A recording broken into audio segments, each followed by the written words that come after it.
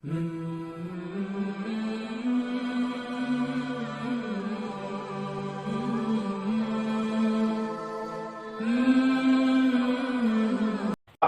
بہنیں اور ہماری بیٹیاں اور ہمارے نوجوان بھائی شادی سے پہلے ہی کسی کو دلہن بنا لیتے ہیں، اور بہن بیٹیاں کسی کو پارٹنر بنا لیتی ہیں، اور وہ چیز جو ان کو شادی کے بعد اپنے شوہر کے ساتھ کرنی چاہیے، وہ چیز وہ شادی سے پہلے ہی کئی بار غیروں کے ساتھ کر چکی ہوتی، جس کو اسلام میں زناکاری کا لفظ دیا گیا ہے۔ اس چیز میں ملوث ہیں، اب تک جو کیا وہ کیا، آئندہ توبہ کریں اور اللہ سے مانگے کہ آئندہ میں اس گناہ کو نہیں کروں گا۔ اللہ کے رسول نے فرمایا کہ زنا غریبی کو گھر کے اندر لاتا ہے، زنا فقر فاقے کو گھر کے اندر لاتا ہے۔ ہم 2.5 منٹ کے مزے کے لیے، 3 منٹ کے مزے کے لیے اپنی زندگی بھر کا ایمان، اپنی زندگی بھر کی عزت داؤ پر لگاتے ہیں۔ اور اللہ کے رسول نے فرمایا جس وقت بندہ زنا کرتا ہے اس کا ایمان اس سے ہٹا لیا جاتا ہے، یعنی اتنی دیر کے لیے ایمان اس کے سینے سے نکال لیا جاتا ہے۔